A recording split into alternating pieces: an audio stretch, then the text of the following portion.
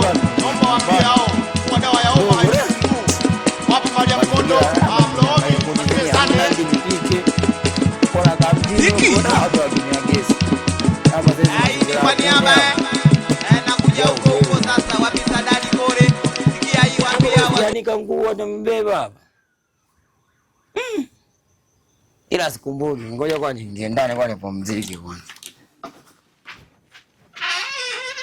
Mazingira ya kupika hapa. Kuni hamna, nataka nipike. Ngoja bwana nikue wangu. Panga hapa ndio mkakate kuni mara. Alishakuwa mbaya kwa deki. Wema. Maria Kizado. Mama bo. Maria Kizado.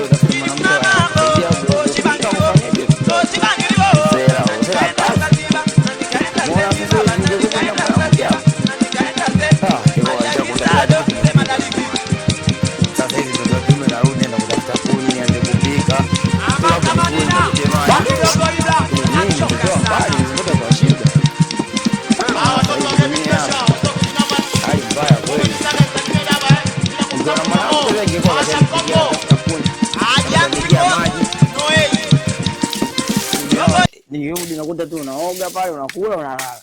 Ya upo za kumsela. Noma. Ngoja kwanza tuangalie mazingira hapa naendaje. Kishenzi yani mtu da. Mtu wa jimu unakaa unashuhudia mbona kudharau kweli. Sabuni yenyewe sipo mu. Bora kama sabuni hamna. Itavesuza hivyo hivyo ndio mradi na mambo ya ndio kwa wanaangalia sabuni kwanza. Sabuni. Sabuni hapa nimepata, ngoja nipindile na wenzetu hapa. Nioshe vyombo. Alishakuwa mbaya.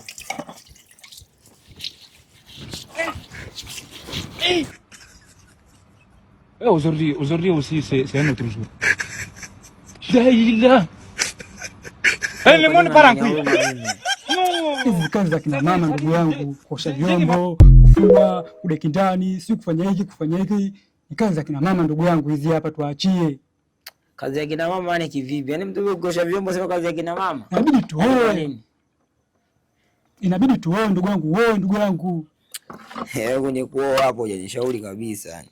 Hata kama kuosha vyombo hii kila siku bwana, unaoshaga hivyo hivyo, ila ukiniambia masuala ya kuoa hapo unanichanganya. Utaoshaje vyombo wewe mtoto wa kiume kila siku, yani unaosha vyombo, mara unafua, mimi nakuona pilika pilika zako, mara unafua, unaosha vyombo, mara unasugua sufuria, pilika pilika kibao ndugu yangu.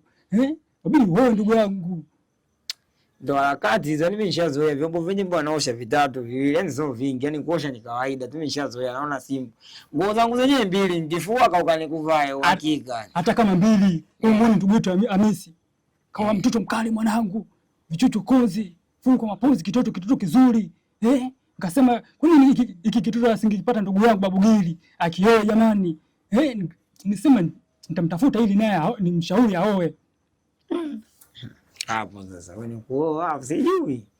Yaani ukiniambia mimi nioe, mtoto watu nitamlisha nini hapa mzio? Kanio unakula nini ndugu yangu? Mimi hapa ninachokula ndio hivyo ninachokipata. Muda mwingine nalala ndefu yani. Na yeye atakula hicho unachokipata. Tena na ukioa riziki zitaongezeka hivi. Mimi nakushauri oa.